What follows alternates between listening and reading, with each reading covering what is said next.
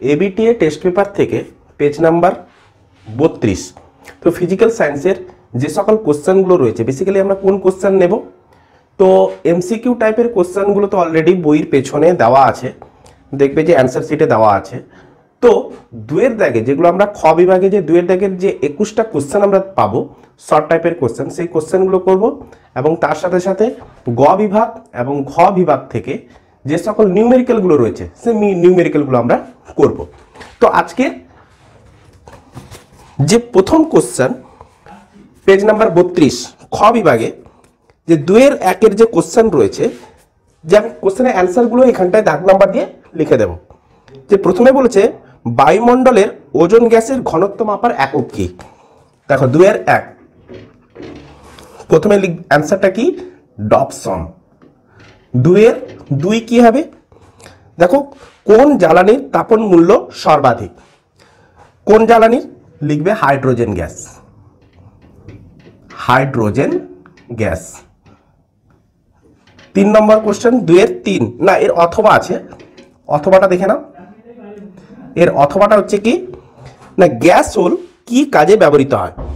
Gas whole হচ্ছে এক প্রকারের জ্বালানি যেটা গাড়িতেই ব্যবহার করা হয় পরিবেশ দূষণ কমানোর জন্য। তো আমরা শর্টকাটে কি লিখবো না, পরিবেশ দূষণ রোধ করার জন্য গাড়িতে জ্বালানি রূপে ব্যবহৃত হয়।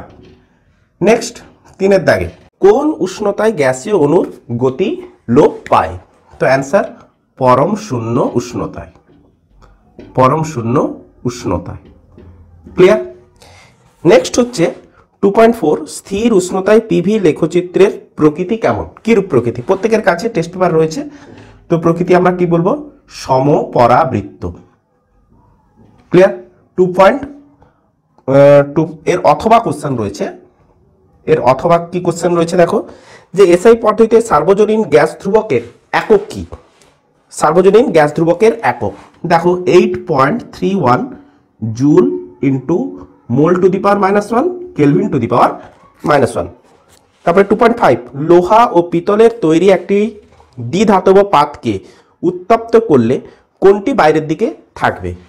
তো 2.5 কোনটি বাইরের দিকে থাকবে, যার দৈর্ঘ্য প্রসারণ গুণাঙ্ক সব থেকে বেশি হবে সে সব বাইরে থাকবে।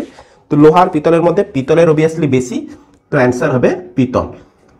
তো 2.6, তো 2.6 দেখো যে কোন শর্তে উত্তর লেন্স বস্তুর সৎ বিবর্ধিত অবশিষ্ট প্রতিবিম্ব গঠন করবে, সৎ বিবর্ধিত অবশিষ্ট প্রতিবিম্ব গঠন করবে। তো অবস্থানটা কি হবে, ইউ এর অবস্থানটা কি হবে না, ফোকাসের থেকে বেশি হবে আর বক্রতা ব্যাসার্ধ, এখানটা কি বলেছে লেন্স, আচ্ছা বক্রতা ব্যাসার্ধ বলবো না, 2f এর থেকে কম হবে। বক্রতা ব্যাসার্ধ বলবো না, 2f এর থেকে কম হবে, যেহেতু সৎ হবে, অসৎ হতে গেলে ফোকাসের মধ্যে হতে হতো। এবারে বলেছে মানুষের চোখের যে অংশে প্রতিবিম্ব গঠিত হয় সেটির নাম কি।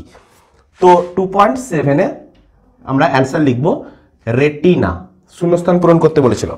অথবা লেন্সের এফ সংখ্যা বলতে কি বোঝো, এফ সংখ্যা বলতে পারে বা এফ নাম্বার, আরেকটা ভাবে বলতে পারে এফ স্টপ। তো এফ নাম্বার এর অথবা কোশ্চেন রয়েছে, অথবা যে এফ নাম্বারকে অলওয়েজ আমরা ক্যাপিটাল এন দ্বারা প্রকাশ করি, তো কি হয়ে থাকে না focal length divided by diameter of lens. লেন্সের যে ডায়ামিটার রয়েছে সে ডায়ামিটারের তাদের রেশিও। নেক্সট বলেছে ফিউজ তার কি। তো ফিউজ তার আমরা 2.8 টাইপ পাশে করছি ফিউজ তার। তো ফিউজ তার কি দেখো 75% সীসা ও 25% টিনের দ্বারা মিশ্রিত একটা ধাতু সংকর। নেক্সট দেখো 2.9 বলেছে কি যে 3 ওহম ও 6 ওহম দুটি রোধকে সমান্তরাল সমবায়ে যুক্ত করলে তুল্য রোধ কত হবে। দেখো তুল্য রোধের ফর্মুলা কি 1/R equivalent equals to 1/R1 plus 1/R2। তো 1/R1 এর জায়গায় একটা হচ্ছে 3 ওহম আর একটা হচ্ছে 6 ওহম, 1/6 বসালাম। তো এদের এলসিএম করলে কত আসছে 2+3 তো 1/2, তার মানে আমাকে ইকুইভ্যালেন্ট বানাতে বলেছে, তো 2 ওহম লিখবো। নেক্সট আসছে 2.10। না, এর অথবা কোশ্চেনও রয়েছে, এর অথবা কোশ্চেন একটা রয়েছে। এর অথবা কি কোশ্চেন রয়েছে দেখো, যে অর্ধপরিবাহীর ক্ষেত্রে আইভি লেখচিত্রের প্রকৃতি কেমন হবে।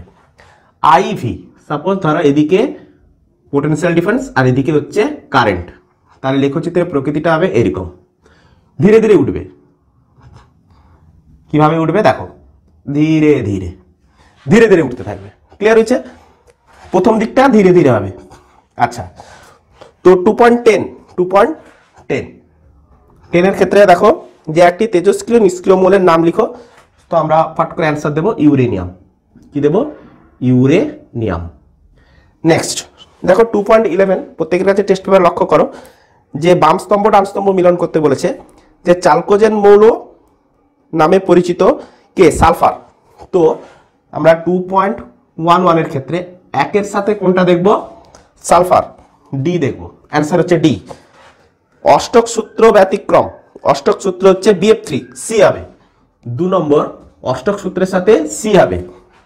আচ্ছা, সমযোজী যৌগ HCl, সমযোজী যৌগ HCl 3 নম্বরের সাথে কি আসবে? এ, HCl। আচ্ছা, তড়িৎযোজী যৌগ AlCl3, তড়িৎযোজী যৌগ কি আসবে? AlCl3 মানে বি। ক্লিয়ার হলো? Next 2.12 clear? তো তড়িৎ বিশ্লেষণের ক্ষেত্রে ক্যাথোডে ড্যাশ ও অ্যানোডে ড্যাশ ঘটে। তো ক্যাথোডে কি ঘটে? ক্যাথোডে ঘটে বিজারণ, তারপরে ড্যাশটা হবে কি? অ্যানোডে ঘটে জারণ। ক্লিয়ার? নেক্সট আসছে 2.13, যে অসওয়াল্ড পদ্ধতিতে HNO3 প্রস্তুতির সময় ব্যবহৃত অনুঘটকটির নাম কি? তো আমরা লিখে দেব 2.13 প্লাটিনাম, প্লাটিনাম, আরেকটা হচ্ছে রেডিয়াম, রেডিয়ামের তারজালি। এটাই হচ্ছে অনুঘটকের রূপে কাজ করে। তো এর অথবা কোশ্চেন দেখো, সালফান কি? অথবা রয়েছে, অথবা সালফান লিখবো 100% ওলিয়ামকে, 100% ওলিয়ামকে সালফান বলে। 2.14 লাইকার অ্যামোনিয়ার আপেক্ষিক গুরুত্ব কত? লাইকার অ্যামোনিয়ার আপেক্ষিক গুরুত্ব কত? 0.88। নেক্সট আছে 2.15 জার্মান সিলভারের শতকরা কত ভাগ সিলভার থাকে? দেখো এটা একটা ধোকাধারী কোশ্চেন। দেখো জার্মান সিলভারের মূলত কি কি থাকে? কপার থাকে 60%, নিকেল থাকে 20% আর জিঙ্ক থাকে 20%। তো সিলভার একদমই থাকে না। তো সিলভারের শতকরা পরিমাণ কত হবে? সিলভার এজি কত? শতকরা প্রতিশত আমরা যদি লিখি 0%, কি লিখবো? 0%। আচ্ছা, তো ম্যাগনেলিয়াম কি? ম্যাগনেলিয়াম 2.16 ম্যাগনেলিয়াম। অ্যালুমিনিয়াম দেখো এরকম করে লিখবে 95% অ্যালুমিনিয়াম ও 5% ম্যাগনেসিয়ামের দ্বারা গঠিত ধাতু সংকর, ধাতু সংকর হচ্ছে ধাতু সংকর। এর অথবা কোশ্চেনকে লক্ষ্য করো, অথবা কোশ্চেন যে সমুদ্রগামী জাহাজে মরচে ধরার জন্য মূলত কোন আয়ন দায়ী? অথবা কোশ্চেন রয়েছে, কোন আয়ন দায়ী সমুদ্রগামী জাহাজে? লিখবে ক্লোরিন আয়ন ও সালফেট আয়ন, SO4-2 হয়েছে। বর্ষাতি প্রস্তুত করতে কোন পলিমার ব্যবহার করা হয়? 2.17 বর্ষাতি প্রস্তুত করতে কি? বর্ষাতি মানে রেনকোট, পিভিসি। কি ব্যবহার করা হয়? পিভিসি ব্যবহার করা হয়। কার্বাইড বাতিতে জ্বালানি রূপে কি ব্যবহার করা হয়? 2.18 কার্বাইড বাতিতে জ্বালানি রূপে কি ব্যবহার করা হয়? অ্যাসিটিলিন। কি ব্যবহার করা হয়? অ্যাসিটিলিন। ক্লিয়ার? তো এই হচ্ছে আমাদের 2 দাগের সকল অ্যান্সার। ক্লিয়ার? তো প্রত্যেকে একবার স্ক্রিনশট করে নাও। ক্লিয়ার হচ্ছে?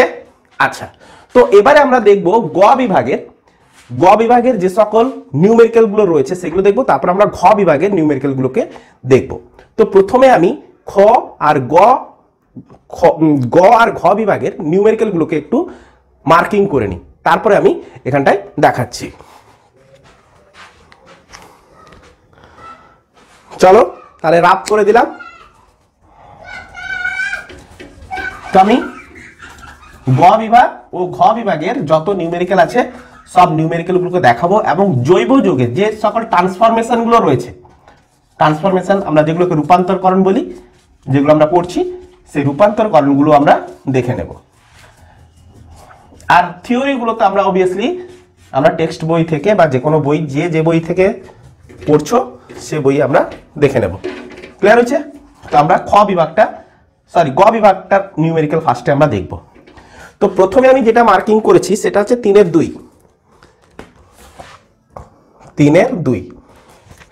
তো একটি কাঁচের পাত্রে 200 সিসি বায়ু 37 ডিগ্রি সেন্টিগ্রেড উষ্ণতায় আছে। গ্যাসের উষ্ণতা বৃদ্ধি পেয়ে 67 ডিগ্রি সেন্টিগ্রেড হলে কত আয়তনের বায়ু বেরিয়ে যাবে? দেওয়া আছে চাপ স্থির ধরে নাও। চাপ আমাকে স্থির ধরে নিতে বলেছে। আচ্ছা, তো ইনিশিয়ালি তো আমরা একটা প্রাথমিক অবস্থা ভাবতে পারি, প্রাথমিক অবস্থা, আরেকটা আমরা দেখব অন্তিম অবস্থা, তাই না? তো প্রাথমিক অবস্থায় P1 V1 T1 আর অন্তিম অবস্থায় P2 V2 T2, এগুলোকে আগে চেক করে নেব। আর ফাইনালি আমাকে বলেছে P1 = P2। তার মানে চাপ যদি প্রথম ক্ষেত্রে x সেন্টিমিটার অফ Hg হয়, ফাইনালিও কত থাকবে? x centimetre of Hg। Clear হচ্ছে? তো V1 ইনিশিয়ালি কত ছিল না 200 সিসি। আচ্ছা, উষ্ণতা কত ছিল না 37 ডিগ্রি সেন্টিগ্রেড। একে আমরা কেলভিনে কনভার্ট করব। 37 এর সাথে আমি 273 যদি যোগ করি তাহলে কত পাচ্ছি? 310 এত কেলভিন। আচ্ছা, ফাইনালি আমাকে কত আয়তনের বায়ু বেরিয়ে যাবে? তার মানে ওই জারটাতে বায়ু পূর্ণ অবস্থায় রয়েছে। তো ফাইনালি আমাকে আয়তনটা বার করতে হবে। আচ্ছা, উষ্ণতা কত বলেছে? 67 ডিগ্রি সেন্টিগ্রেড। তো 67 সাথে 273 যদি আমি যোগ করি তাহলে কত আসছে? 340 কেলভিন। আচ্ছা, তো এবারে আমরা কোন ইকুয়েশন বসাবো? যে P1 V1 by T1 = P2 V2 by T2। তো P1 P2 যেহেতু সেম তাহলে আমরা ক্যান্সেল করতে পারি। V1 এর ভ্যালু বসিয়ে দিলাম 200, T1 হচ্ছে কত? 310, V2 হচ্ছে ফাইন্ড আউট করতে বলেছে V2, T2 বলেছে 340। তো V2 = আমরা কত পাবো? 200 × 340 বাই 310। একে আমরা একটু কাটাকাটি করে নেব। আমি ক্যালকুলেটরের হেল্প নিচ্ছি। আচ্ছা, তো 200 × 340 ভাজিতক 310 সমান কত আসছে না 219.35 এত সিসি।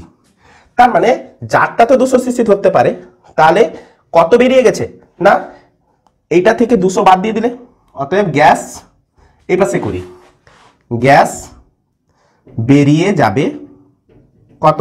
বেরিয়ে যাবে 219.35 বিযুক্ত 200। তার মানে ফাইনালি আসছে 19.35 সিসি গ্যাস বেরিয়ে যাবে। ক্লিয়ার হচ্ছে? তো নেক্সট কোশ্চেন আমরা দেখব। তো নেক্সট কোশ্চেন কি বলেছে দেখো। আচ্ছা, নেক্সট কোশ্চেন হচ্ছে 3.4। নেক্সট কোশ্চেন হচ্ছে আমাদের 3.4। আচ্ছা, প্রত্যেকে কোশ্চেনটা পড়বে।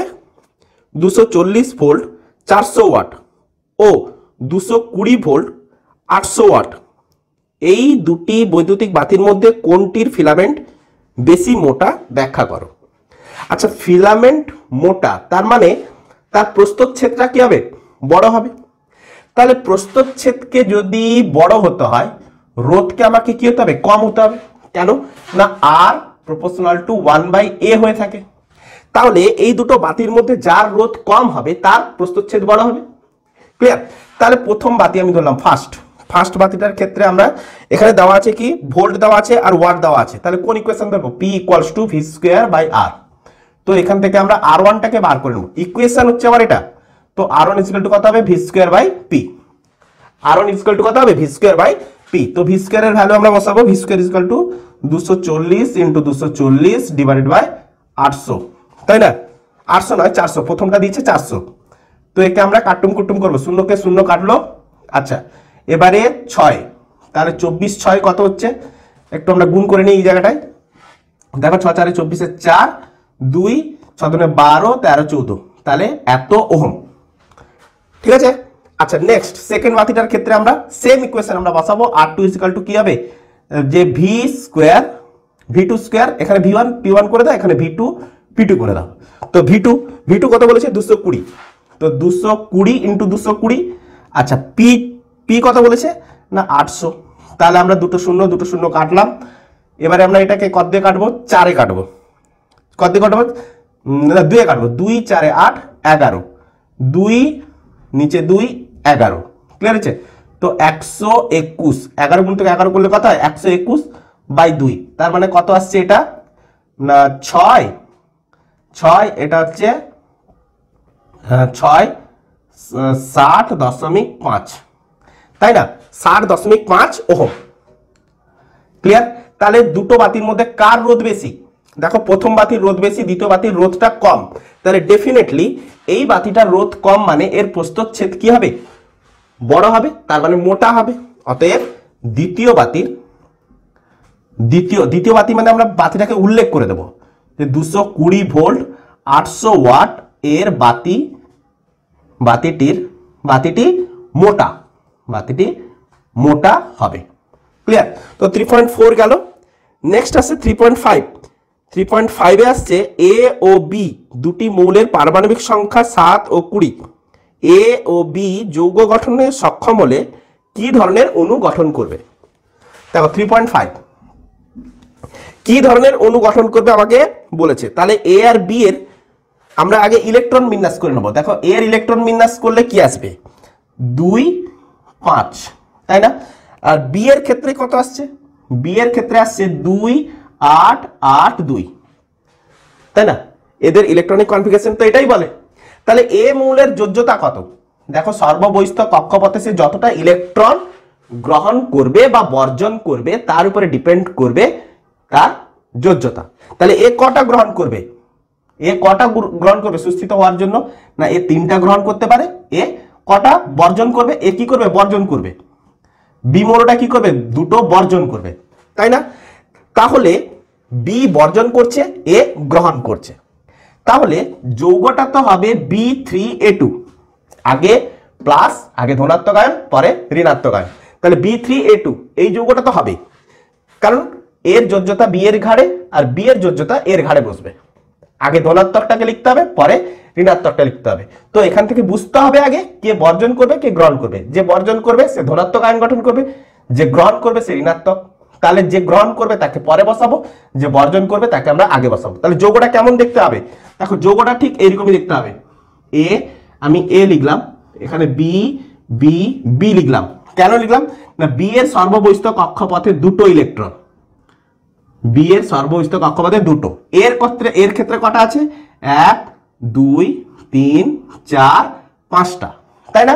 আচ্ছা এর ক্ষেত্রে কটা আছে 1 2 3 4 5টা। তাহলে দেখো তাহলে এই বি মৌলটা এ কে একটা বর্জন করবে, এই বি মৌলটাও সিমিলারলি এ কে একটা বর্জন করবে। এই বি মৌলটা একটা ইলেকট্রন এ কে বর্জন করবে, এই বি মৌলটা একটা ইলেকট্রন এ কে বর্জন করবে, এই বি মৌলটা একটা ইলেকট্রন আবার এ কে বর্জন করবে, এই বি মৌলটা এ কে আবার একটা বর্জন করবে। ক্লিয়ার হয়েছে। দেখো তাহলে দেখো এরা প্রত্যেকেই নিষ্ক্রিয় মৌলের আকার ধারণ করেছে। আর্গন মৌলে বি আর্গন মৌলের আকার ধারণ করবে, কারণ 2টো ইলেকট্রন বর্জন করলে আর্গন মৌলের আকার ধারণ করে যাবে। আর এ কি করবে নিয়ন মৌলের আকার ধারণ করবে। কোন মৌলে ইলেকট্রন বিন্যাস গঠন করবে নিয়ন।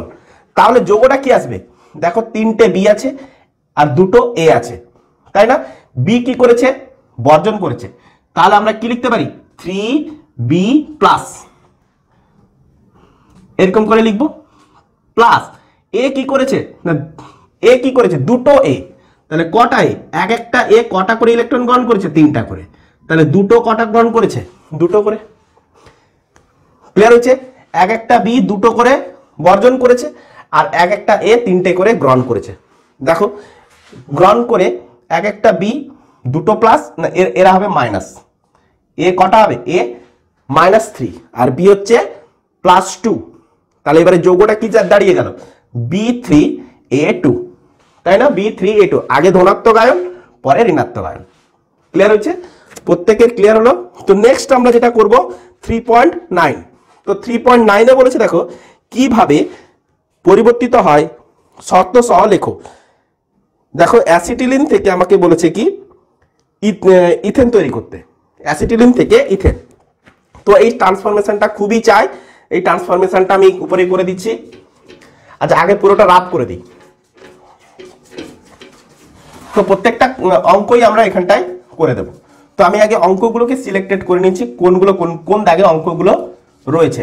তো যে দাগে অঙ্কগুলো রয়েছে সেই দাগের অঙ্কগুলো আমি বলে দেব, তোমরা অঙ্কটাকে পড়ে নেবে, তার সাথে সাথে নিজেরা আগে পজ করবে, দিয়ে ট্রাই করবে, তারপরে গিয়ে এখানটায় বলবে, এখানটায় তারপরে দেখবে। আগে পজ করবে, নিজেরা অঙ্কগুলোকে ট্রাই করবে, ট্রাই করে যত না হচ্ছে তারপরে গিয়ে ফাইনালি দেখবে। তো বেশি সময় দেওয়ার নেই, আর খুব কম সময় আছে মাধ্যমিকের জন্য। তো আমরা চেষ্টা করব যে এবিটিটাকে কভার করার জন্য। আচ্ছা, তো 3.9, তো 3.9 এর কোশ্চেন দেখো, বলেছে কিভাবে পরিবর্তিত হয়। দেখো, অ্যাসিটিলিন থেকে আমাকে কোথায় যেতে বলেছে? অ্যাসিটিলিন থেকে আমাকে যেতে হবে কোথায়? না, ইথেনে। তার মানে ত্রিবন্ধন থেকে আমাকে কোথায় যেতে হবে? এক বন্ধনে। তাহলে আমি কি করব? দ্রুত বিক্রিয়া করব, হাইড্রোজেন আর নিকেল অনুঘটক দিয়ে দেবো, নিকেল অনুঘটক, তার সাথে 200 ডিগ্রি সেন্টিগ্রেড টেম্পারেচার দিয়ে দেবো। দিলে কি যাবে? ইথিলিন হয়ে যাবে, ডাবল বন্ড CH2 হয়েছে। আবার যদি আমরা দ্রুত বিক্রিয়া করে দিই, হাইড্রোজেন নিকেল অনুঘটক দিয়ে দিলাম, নিকেল অনুঘটক, তার সাথে 200 ডিগ্রি সেন্টিগ্রেড টেম্পারেচার দিয়ে দিলাম। তো দিলে আমরা কি দেখবো? ইথেন তৈরি হয়ে গেছে, সিঙ্গেল বন্ড হবে। কি হবে? একটা করে বন্ধন কি হতে থাকবে? কমতে থাকবে, সিঙ্গেল বন্ড হয়ে যাবে। ক্লিয়ার? তো নেক্সট আমরা দেখবো 4.2। 4.2 তে কি বলেছে দেখো, দেখো 40 গ্রাম জিঙ্ক H2SO4 সহযোগে উত্তপ্ত করলে কত গ্রাম হাইড্রোজেন গ্যাস উৎপন্ন হবে, যেখানে জিঙ্কের নমুনায় 20% অশুদ্ধি বর্তমান। জিঙ্কের পারমাণবিক গুরুত্ব দিয়ে দিয়েছে 63.5। তো জিঙ্কের সাথে আমাকে H2SO4 এর বিক্রিয়া করতে বলেছে। তো ফার্স্টে আগে আমাকে বিক্রিয়াটাকে লিখতে হবে, zinc plus H2SO4 equals to আমরা কি পাই? ZnSO4 plus H2। তো একে আগে ব্যালেন্স আছে কিনা আমরা দেখে নেব। তো বিক্রিয়াতে যে সকল যৌগ আমরা ব্যবহার করে থাকি সেগুলি সবই হচ্ছে কেমন ধরনের যৌগ? বিশুদ্ধ যৌগ। এগুলো কেমন ধরনের যৌগ? বিশুদ্ধ যৌগ। তো জিঙ্কের পরিমাণ কত? না 63.5, আমাকে বইতে রেফার করা আছে। দেখো, জিঙ্কের সাথে আমাকে কার রিলেশন বানাতে বলেছে? হাইড্রোজেনের। কত গ্রাম হাইড্রোজেন উৎপন্ন হচ্ছে? তো হাইড্রোজেন কত গ্রাম? যে 63.5 গ্রামে হাইড্রোজেন উৎপন্ন হয়েছে কত? 2 গ্রাম। তো আমাকে বলেছে 40 গ্রাম জিঙ্ক। তাহলে 40 গ্রাম জিঙ্কটা কেমন ধরনের জিঙ্ক? এর মধ্যে অশুদ্ধি লুকিয়ে আছে। তাহলে 40 গ্রাম জিঙ্কে অশুদ্ধি রয়েছে, তাহলে শুদ্ধ প্লাস অশুদ্ধ মিলে রয়েছে। তাহলে আমাকে অশুদ্ধটাকে কি করতে হবে? বার করে নিতে হবে। তো রেশিও মেনটেন করতে হবে। এখানটায় 100 গ্রাম যদি আমি এইরকম যদি একটা নমুনা নিই, জিঙ্কের নমুনা নিই, 100 গ্রাম জিঙ্কের নমুনা যদি আমরা নিই, নমুনায় 80 গ্রাম কি থাকে? বিশুদ্ধ থাকে। কোশ্চেনটাকে আগে ভালো করে পড়ো। তাহলে 40 গ্রামে কত থাকবে? তাহলে একে থাকবে কত? 80/100, তাই না? তো 40 ইউনিটরি ম্যাট্রিক্স আমরা লাগিয়ে দিলেই হলো। তাহলে 80 × 40/100। তো শূন্যকে শূন্য কাটলো, তো কত আমরা পেলাম? 32 গ্রাম বিশুদ্ধ জিঙ্ক আমরা পেতে চলেছি। তাহলে 40 গ্রামে বিশুদ্ধ জিঙ্ক কত থাকবে? 32 গ্রাম। তো 40 গ্রামে 32 গ্রাম থাকবে। তো আমাকে এখানটায় অ্যাক্টিভ তাহলে কত? অশুদ্ধি তো আর অ্যাক্টিভ নয়, 32 গ্রামটাই কি হবে? অ্যাক্টিভ হবে। তাহলে 32 গ্রামের উপরে আমাকে কিন্তু বার করতে হবে। তাহলে 63.5 গ্রাম জিঙ্ক উৎপন্ন করে 2 গ্রাম হাইড্রোজেন। তাহলে 1 গ্রাম জিঙ্ক কত উৎপন্ন করবে? 2/63.5, এত গ্রাম হাইড্রোজেন। 32 গ্রাম কত করবে? লাগিয়ে দেব। তাহলে 2 × 32/63.5, আচ্ছা 64/63.5। তো একে ভাগ করলে আই থিঙ্ক 1.00 সামথিং কিছু একটা আসবে। ক্লিয়ার? তাহলে এত গ্রাম হাইড্রোজেন গ্যাস কি হবে? উৎপন্ন হবে। আমি আর ক্যালকুলেটর নিয়ে নি, তো একটা আনুমানিক একটা আন্দাজ করলাম যে এই ভ্যালুটা আসবে। তোমরা ক্যালকুলেটর ইউজ করতে পারো। আচ্ছা, নেক্সট দেখো, তার অথবা কোশ্চেনকে লক্ষ্য করো যে 63 গ্রাম লোহিত তপ্ত লোহার উপর দিয়ে স্টিম চালনা করলে কি পরিমাণ হাইড্রোজেন গ্যাস পাওয়া যাবে? তো লোহিত তপ্ত লোহার উপর দিক দিয়ে আমাকে কাকে চালনা করতে বলছে? স্টিম। আচ্ছা, তো এটা হয়েছে। তো আমি রাফ করে দেব। তাহলে আমি রাফ করে দেব। রাফ করে দিলাম 4.2 অথবাই দেখব, 4.2 অথবা দেখব।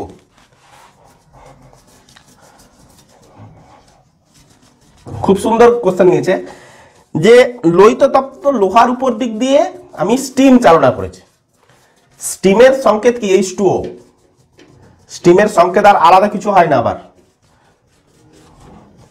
তো লোহিত তাহলে 4.2 এর অথবা 4.2 এর অথবা 4.2, তাহলে Fe প্লাস H2O, তাহলে উৎপন্ন হবে কি Fe3O4 প্লাস H2, তাহলে Fe3O4 এর জায়গায় 3 দিলাম। আচ্ছা এখানটায় আমি যদি অক্সিজেন এখানে যদি 4 দিই, আচ্ছা এখানটায় কত দিতে হচ্ছে 4। Clear, balance clear. আচ্ছা তো ব্যালেন্স হয়ে গেছে আমাদের। তো এবারে আমাকে বলেছে 63 গ্রাম লোহিত তপ্ত লোহার উপর দিক দিয়ে স্টিম চালনা করলে কত গ্রাম হাইড্রোজেন। তাহলে এফির আমাকে পারমাণবিক গুরুত্ব দিয়েছে 56, তাহলে 3 × 56। আচ্ছা হাইড্রোজেনের ক্ষেত্রে আমাকে চেক করতে হবে, কার ক্ষেত্রে হাইড্রোজেন। তাহলে হাইড্রোজেন কত না 4 × 2, তার মানে কত হচ্ছে 8 গ্রাম, তাই না। আচ্ছা তাহলে মানে এটা কত আসছে 6 × 3 = 18, 8 1 5 × 3 = 15 16 168, তাহলে 168 গ্রাম লোহা থেকে আমি কত গ্রাম পাচ্ছি 8 গ্রাম হাইড্রোজেন পাচ্ছি, তাই না। আচ্ছা 63 গ্রামে কত পাবো, তাহলে 63 গ্রামে 168 গ্রাম থেকে আমি পাচ্ছি 8 গ্রাম। একে কত পাবো 8/168, 63তে কত পাবো লিখে নেবে 8 × 63/168, 168, একে কাটাকাটি করলে কত আসবে না 3 গ্রাম আসবে। কত আসবে 3 গ্রাম হাইড্রোজেন গ্যাস আমরা পাবো। তাহলে 63 গ্রাম থেকে আমরা কত গ্রাম পাবো 3 গ্রাম হাইড্রোজেন পাবো, তাই না। তো 63 গ্রাম থেকে আমরা যদি 3 গ্রাম হাইড্রোজেন যদি আমরা পাই, তাহলে হাইড্রোজেন গ্যাসের পরিমাণ হচ্ছে 3 গ্রাম। এরপরে বলছে এসটিপিতে ওই গ্যাসের আয়তন বা কত হবে। এসটিপিতে ওই গ্যাসের আয়তন, দেখো আয়তন বার করতে বলেছে, খুব সুন্দর আয়তন। হাইড্রোজেনের আণবিক গুরুত্ব কত হয়, মোস্ট ইম্পর্টেন্ট, হাইড্রোজেনের আণবিক গুরুত্ব কত হয় না 2 গ্রাম। তাহলে 2 গ্রাম হাইড্রোজেন গ্যাসের আয়তন কত হয়, আয়তন 22.4 লিটার। মোলার আয়তন হয়ে থাকে 22.4 লিটার। তাহলে 3 গ্রামে কত হবে, তাহলে 1 গ্রামে হবে হাইড্রোজেন গ্যাসের মোলার আয়তন 22.4/2, 3 গ্রামে কত হবে এর আয়তন আমি নিশ্চয়ই ঐকিক নিয়ম করে বার করে নিতে পারবো। তাহলে এত লিটার, তাহলে এইটাই হবে আমাদের কি অ্যান্সার, তাই না, এটাই হবে আমাদের অ্যান্সার। তো নেক্সট কোশ্চেন বলেছে, নেক্সট কোশ্চেন 4.5 এর অথবা লক্ষ্য করো, 4.5 এর অথবা, 4.5 এর অথবা। তো বোঝার সাথে সাথে আমি কোশ্চেনটাকে পড়ি। একটি উত্তর লেন্সের ফোকাস দৈর্ঘ্য বলেছে 15 সেন্টিমিটার, বস্তুকে লেন্স থেকে 30 সেন্টিমিটার দূরে রাখলে, লেন্স থেকে 30 সেন্টিমিটার দূরে রেখেছে, তার মানে কি লক্ষ্য করতে পারছো যে দ্বিগুণ ফোকাসে রেখেছে। ফোকাস দূরত্ব বলেছে 15 সেন্টিমিটার, বস্তুকে রেখেছে 30 সেন্টিমিটার, তার মানে দ্বিগুণ ফোকাসে রেখেছে। আচ্ছা তো প্রতিবিম্ব লেন্স থেকে কত দূরে গঠিত হবে। তো আমরা কোশ্চেন নাম্বার এটা কত 4.5 এর অথবা, দেখো লক্ষ্য করো, ভালো করে লক্ষ্য করবে। তো এই হচ্ছে আমার লেন্স, একটা আন্দাজ লাগাও। তাহলে এটা হচ্ছে দ্বিতীয় মুখ্য ফোকাস, এটা হচ্ছে প্রথম মুখ্য ফোকাস। তো আলোক কেন্দ্র দূরত্ব হচ্ছে কত 15 সেন্টিমিটার। আচ্ছা এইটা হচ্ছে 2f, তাহলে এই জায়গাটায় বস্তু আছে। তাহলে দ্বিগুণ ফোকাস দূরত্বে থাকলে বস্তু কোথায় তৈরি হয়, দ্বিগুণ ফোকাস দূরত্বেই তৈরি হয়, সমান সাইজেরই তৈরি হয়, তাই না, দ্বিগুণ দূরত্বেই তৈরি হয়। আমরা এটাই তো থিওরিটিক্যালি পড়েছি, তাই না। আচ্ছা তো আমরা এখানটা বস্তুটা কোথায়, তাহলে বস্তুর দূরত্ব কত 30 সেন্টিমিটার, ফোকাস দৈর্ঘ্য কত না ফোকাস দৈর্ঘ্য হচ্ছে 15 সেন্টিমিটার। আমাকে প্রতিবিম্বের দূরত্ব বার করতে হবে, কত সেন্টিমিটার হবে আমাকে বার করতে হবে। দেখো লেন্সের UVF এর দ্বারা একটা ইকুয়েশন রয়েছে। কি ইকুয়েশন রয়েছে যে 1/v - 1/u = 1/f, এই ইকুয়েশনটা রয়েছে। তো এই ইকুয়েশনটাই আমরা চিহ্নের নিয়ম লাগবে, চিহ্নের নিয়ম। দেখো উত্তর লেন্সের ক্ষেত্রে মনে রাখবে, উত্তর লেন্সের ক্ষেত্রে ইউ অলওয়েজ নেগেটিভ, অলওয়েজ পাশে লিখে রাখলাম। F always positive, always positive হয়েছে। ভি পজিটিভও হতে পারে আবার নেগেটিভও হতে পারে। তো পজিটিভ কখন হয়, পজিটিভ কখন হয় না পজিটিভ তখনই হয় যখন রিয়েল ইমেজ গঠন করে, রিয়েল ইমেজ। আর নেগেটিভ কখন হয়? যখন ভার্চুয়াল ইমেজ গঠন করে। পজিটিভ যখন হবে তখন কি গঠন করবে? রিয়েল। আর নেগেটিভ তখন হবে যখন ভার্চুয়াল ইমেজ গঠন করবে। তাহলে এখানে আমাদের কি ধরনের? রিয়েল মানে হচ্ছে সদ্বিম্ব, ভার্চুয়াল মানে হচ্ছে অসদ্বিম্ব। তাহলে আমাকে এখানে বলেছে কি ধরনের প্রতিবিম্ব গঠন করবে আমাকে চাইছে। তাহলে আমি হিসেব মতো যদি দ্বিগুণ ফোকাস দূরত্বে থাকে তাহলে ডেফিনেটলি সে সৎ প্রতিবিম্ব গঠন করতে চলেছে। তাহলে সৎ যদি প্রতিবিম্ব গঠন করে তাহলে ভি কিসে আসবে? আমাকে পজিটিভে আসবে, ভি পজিটিভে আসবে অ্যান্সার। তাহলে আমার ভি পজিটিভে আসবে, বাদ বাকি ভ্যালু। আর এফ কত হচ্ছে না, এফ কে পজিটিভ ধরতে হবে আর ইউ কে নেগেটিভ ধরতে হবে। তো আমাকে অ্যান্সার ভি তে পজিটিভ দেখিয়ে দেবে। দেখো তাহলে 1/v ইকুয়ালস টু আমরা কি লিখবো? 1/f minus 1/u। প্রত্যেকের ভ্যালু আমরা বসাবো 15 minus 1/u is equal to minus of 30। তার মানে 1/15 প্লাস 1/30 ইকুয়ালস টু কত আসছে? 30। আচ্ছা এটা কত আসছে লক্ষ্য করো, 15 2 প্লাস মাইনাস, আর এইখানে একটা ভুল হয়েছে, মাইনাস এর পাশে গেলে কি আসছে? প্লাস। তাহলে প্লাস মাইনাসে কত আসছে? মাইনাস না এখানটায়। আচ্ছা তো 2 এটা হচ্ছে কত? -1, তাই না? তাহলে 1/30। তাহলে ভি ইকুয়ালস টু কত না 30 সেন্টিমিটার। তাহলে ভি দেখো পজিটিভেই ভ্যালু আসছে, ভি 30 সেন্টিমিটার। এবং বস্তু কোথায় তৈরি করবে? দ্বিগুণ ফোকাস দূরত্বেই তৈরি করতো। দেখো পুরো থিওরির সাথে একদম মিলে যাচ্ছে, তাই না? আর প্রত্যেকটাতে আমরা বুঝতেই পেরে গেলাম কেমন ধরনের প্রতিবিম্ব গঠন করবে, সৎ প্রতিবিম্ব গঠন করবে। আর এর বিবর্ধন আমাকে বার করতে বলেছে। বিবর্ধন বার করার ফর্মুলা কি? ভি বাই ইউ করে দাও। তাহলে ভি হচ্ছে কত? 30 সেন্টিমিটার, ইউ হচ্ছে কত? 30 সেন্টিমিটার। তাহলে কত হচ্ছে? 1। তাহলে বিবর্ধন কত? বিবর্ধনের মান হচ্ছে 1। ক্লিয়ার করতে পেরেছি, বোঝাতে পেরেছি? তো নেক্সট কোশ্চেন, যে দুটি রোধকে শ্রেণী সমবায় ও সমান্তরাল সমবায়ে যুক্ত করলে তুল্য রোধ কত হবে? তো নেক্সট কোশ্চেন আমাদের আসছে 4.6। দুটো রোধ, একটা হচ্ছে R1 আরেকটা হচ্ছে আমাদের R2, দুটো রোধ। তাহলে দুটো রোধকে আমি কি করেছি? একবার শ্রেণী সমবায়ে যুক্ত করেছি, R1 plus R2 equal to কত বলেছে? 7 ওহম। আরেকবার সমান্তরাল সমবায়ে যুক্ত করেছি। তো সমান্তরাল সমবায়ে যুক্ত করা মানে কি? যে সমান্তরাল সমবায়ে যুক্ত করার অর্থ হচ্ছে এই কোয়েশ্চনটা, যে 1/R1 plus 1/R2 equals to 1/R equivalent, তাই না? R equivalent. তাহলে একে আগে এলসিএম করে নিই। তাহলে R1 R1 প্লাস R2, আগে ভ্যালু বসাচ্ছি না, লক্ষ্য করবে R ইকুইভ্যালেন্ট। এবারে আমি কি করব? একে আমরা উল্টে দেব। তাহলে উল্টে দিলে কি হবে? এটা R ইকুইভ্যালেন্ট হয়ে যাবে equals to R1 R2 by R1 plus R2 হয়ে যাবে, তাই না? তো R ইকুইভ্যালেন্ট এই ভ্যালুটা দিয়েছে 12/7। হ্যাঁ, এই ভ্যালুটা কত দিয়েছে? 12/7। তাহলে R1 প্লাস R2 সমান কত? তা R1 R2 divide by R1 plus R2 এর ভ্যালু অলরেডি 7। তাহলে 7 12/7। তো 7 কে 7 মোড়লো, R1 into R2 is equal to কত? 12। ক্লিয়ার হচ্ছে? আচ্ছা তো এখান থেকে R1 ইকুয়ালস টু আমি 12/R2 বলতে পারি। তাহলে এই দুটো ইকুয়েশন, এক এটাকে আমি নিলাম 2, তাই না? এই দুটো ইকুয়েশনে R1 এর ভ্যালুটা আমি কি করলাম? 1 নম্বর ইকুয়েশনে পুট করতে পারি। তাহলে R1 এর ভ্যালু যদি আমি পুট করতে পারি তাহলে 12/R2 প্লাস এখানে কি রয়েছে? R2 equals to 7। আচ্ছা তো একে আমরা কি করব? একে আমরা লসাগু করব। R2 12 প্লাস R2 স্কয়ার চলে আসছে ইকুয়ালস টু 7। তার মানে R2 square plus 12 equals two 7R2। আচ্ছা R2 square minus 7R2 plus 12 equals to কত? 0। আচ্ছা একে আমরা দ্বিঘাত সমীকরণ করতে পারি, 4 3 12, তাই না? তো R2 স্কয়ার মাইনাস R2 কি করব? 4 প্লাস 3 যদি আমরা করি, 4 3 12 চলে আসছে, প্লাস 12 ইকুয়ালস টু কত? 0। আচ্ছা তো R2 স্কয়ার ইকুয়ালস টু কত আসছে?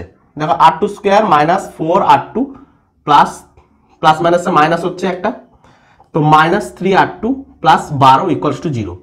আচ্ছা তো এই দুটো থেকে R2 ইকুয়ালস টু কত পাচ্ছি? R2 minus 4। আর এখানে যদি আমরা 3 কমন নিই তাহলে R2 মাইনাস 4 ইকুয়ালস টু 0। তার মানে R2 minus 4 R2 minus 3 equals to 0। তাহলে R2 এর ভ্যালু একবার 4 হবে, R2 এর ভ্যালু একবার 3 হবে। তাহলে R2 এর ভ্যালু যখন 4 তখন R1 এর ভ্যালু হচ্ছে কত? 3। দেখো হিসাব করে দেখো, R2 এর ভ্যালু 4 বসাও, R1 এর ভ্যালু কত হচ্ছে? 3। R2 এর ভ্যালু যখন 3 তখন R1 এর ভ্যালু কত হচ্ছে? R1 এর ভ্যালু হচ্ছে 4। সিম্পল। ক্লিয়ার হয়েছে? তাহলে ইকুয়েশনটা আমরা ডিরাইভ করতে পারলাম, শিখলাম। তো নেক্সট কোশ্চেন দেখো 4.9। দেখো 4.9 বলেছে এ বি এবং সি পরমাণুর পারমাণবিক সংখ্যা যথাক্রমে Z-2, Z ও Z+1। আচ্ছা, তো বি হচ্ছে নিষ্ক্রিয় মৌল, ইলেকট্রনীয় মতবাদের সাহায্যে এ ও সি এর যোজ্যতা লেখো। তারপরে আয়নন শক্তি কাকে বলে বলেছে, আমরা এ ও সি এর যোজ্যতা বার করব। তো এ আর সি এর যোজ্যতা কত হবে? দেখো এ মৌলটা হচ্ছে Z-2 আর সিটা হচ্ছে কত? Z+1। প্রত্যেকের পারমাণবিক সংখ্যা দিয়ে দিয়েছে। তার মানে নিষ্ক্রিয় মৌল হচ্ছে জেড এর, বিটা হচ্ছে নিষ্ক্রিয় মৌল, তার পারমাণবিক সংখ্যা হচ্ছে জেড। তাহলে প্রত্যেকেই কি হতে চাইছে? নিষ্ক্রিয় হতে চাইছে। তাহলে নিষ্ক্রিয় হতে গেলে এ কি করবে? দুটো ইলেকট্রন গ্রহণ করতে চাইবে, আর সি কি করবে? একটা ইলেকট্রন বর্জন করতে চাইবে, তাই না? তার মানে এর যোজ্যতা হচ্ছে 2 আর সি এর যোজ্যতা হচ্ছে কত? 1। সিম্পল জিনিস, এর যোজ্যতা হচ্ছে 2, সি এর যোজ্যতা হচ্ছে 1। 4.9 এর যোজ্যতা কত হবে না? এর যোজ্যতা 2, সি এর যোজ্যতা হচ্ছে 1। তাহলে এরা যদি যৌগ গঠন করতো তাহলে কেমন ধরনের যৌগ গঠন করতো? তাহলে এর যোজ্যতা বি এর জায়গায়, আর বি এর যোজ্যতা সি এর যোজ্যতা এর জায়গায়, এর যোজ্যতা সি এর জায়গায় বসতো। তো এখানটা লক্ষ্য করতে হবে কে গ্রহণ করবে, কে বর্জন করবে। তো এখানে লক্ষ্য করতে পারছি দুটোই তো বর্জন করবে। তাহলে বর্জন করার প্রবণতা কার বেশি? সি এর বেশি। টেন্ডেন্সিটা কার বেশি? সি এর। তাহলে সি হচ্ছে কি? ধনাত্মক। সি আগে বসবে, তারপরে এ বসবে। তাহলে সি এর যোজ্যতা কত? সি এর যোজ্যতা 1। তাহলে বি এর যোজ্যতাটা সি এর জায়গায় বসবে 2, আর এটা হবে 1। তাহলে কি আসবে? C2A। যোগটা কি হবে? C2A। ক্লিয়ার হয়েছে? যোগটা হবে C2A। তোমরা যোগটা গঠন করে দেখে নিতে পারো যে এই যোগটা আসছে কিনা। তো যারা গঠন করতে পারছো তা ভালো কথা, তো যারা করবে তারা একবার ছবি তুলে পাঠিয়ে দেবে, কমেন্টে পোস্ট করে দেবে, দিলে আমি বুঝতে পেরে যাব যে প্রত্যেকে ঠিকঠাক করছো কিনা। নেক্সট কোশ্চেন, তো 4.9 এরই অথবা রয়েছে আরেকটা কোশ্চেন। 4.9 এর অথবা, এটা একটু রাফ করতে দাও, টাইম লাগছে। 4.9 এর অথবা, 4.9 এর অথবা কোশ্চেনটা লক্ষ্য করো। অথবা কোশ্চেনটা দেখতে পাচ্ছি খুব ভালো question. A B O C তিনটি মৌলের পারমাণবিক ক্রমাঙ্ক দিয়েছে 17, 18, 20। তো পর্যায় সারণীতে, তারপরে কোশ্চেনটা মিসিং আছে। আচ্ছা, বি থেকে শুরু করো। এ বি ও সি এর মধ্যে কোনটি ধাতু, কোনটি অধাতু? আচ্ছা, তাহলে আমাদেরকে এদেরকে ক্রম দেখতে হয়। তাহলে আমাকে এদের ক্রম দেখতে হয়। তাহলে ক্রম যদি দেখতে হয়, তাহলে এ মৌলটার ক্ষেত্রে ইলেকট্রন বিন্যাস যদি আমরা দেখি তো কত পাবো? 2, 8, 7। বি এর ক্ষেত্রে আমরা দেখি কত পাবো না? বি এর ক্ষেত্রে 2, 8, 8। তাহলে এ হচ্ছে নিষ্ক্রিয় মৌল। আচ্ছা, সি এর ক্ষেত্রে যদি দেখি, সি 2, 8, 8, 2। তাহলে প্রত্যেকের শ্রেণী আর পর্যায় দেখে নিই। প্রথমে আগে পর্যায় লিখতে শিখেছি, তো পর্যায় কত হবে? 3টা কক্ষ যেহেতু 3। শ্রেণী কত হবে?